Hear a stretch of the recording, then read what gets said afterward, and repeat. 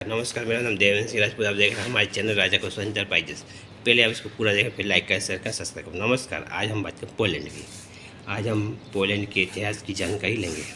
पहला विभाजन 1772 में हुआ, दूसरा विभाजन 1791 में हुआ और 1795 में अंतिम पोलैंड, जो एक बार शक्तिशाली देश था, अब नक्शे से चला गया।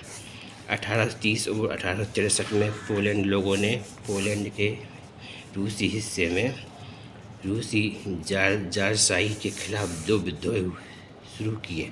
ये पोलैंड के जर्मनी और ऑस्ट्रियाई हिस्सों में कोई विद्रोह नहीं हुआ था।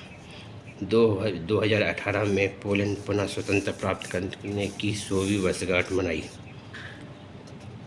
एक वर्षगांठ न केवल पोलैंड के इतिहास की बल्कि यूरोप के इतिहास पर भी विचार करने का अक्सर है। जब 18वीं सदी के अंत में पोलैंड, जो केवल 100 साल पहले 7वीं शताब्दी में सबसे बड़े यूरोपीय देशों में से एक था, धीरे धीरे दुनिया के नक्शे से यह गायब हो गया और अंततः 1795 में अस्तित्व समाप्त हो गया।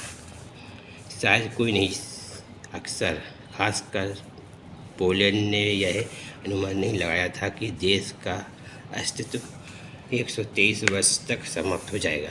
जब पोलैंड दुनिया के नक्शे से गायब हो गया तो कुलीन का युग, वह सामाजिक स्तर जो खुद को एक राजनीतिक राष्ट्र मानता था वह भी अस्तित्व समाप्त हो गया। उसी समय यूरोप ने नेपोलियन के दबाव में जलने लगा, जो लगभग रूस को भी अपने अधीन करने में कामयाब रहा, जिसने पोलैंड को फिर से स्वतंत्रता मिलने की उम्मीद जगाई। और यह नेपोलियन के युद्ध थे।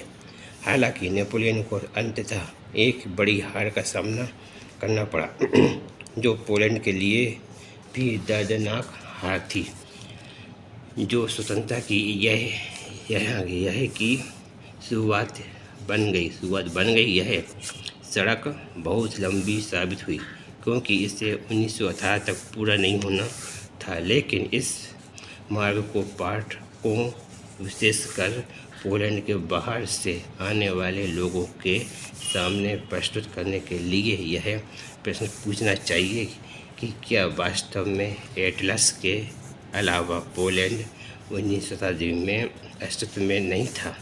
नेपोलियन युग का अंत और रूसी जार के शासन के तहत पोलैंड साम्राज्य के एक विकल्प का उदय पोलैंड समाज में एक महान क्रांति की शुरुआत थी।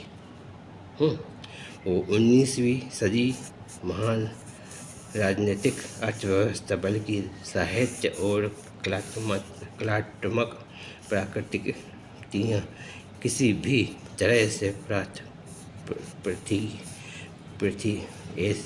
पृथ्वियाँ रूसी और ऑस्ट्रिया के बीच विभाजित वियोलिस्ट समाज से आगे बढ़ नहीं पाई। ये कहानी थी सब पोलैंड की। जय हिंद, जय भारत, जय माता की।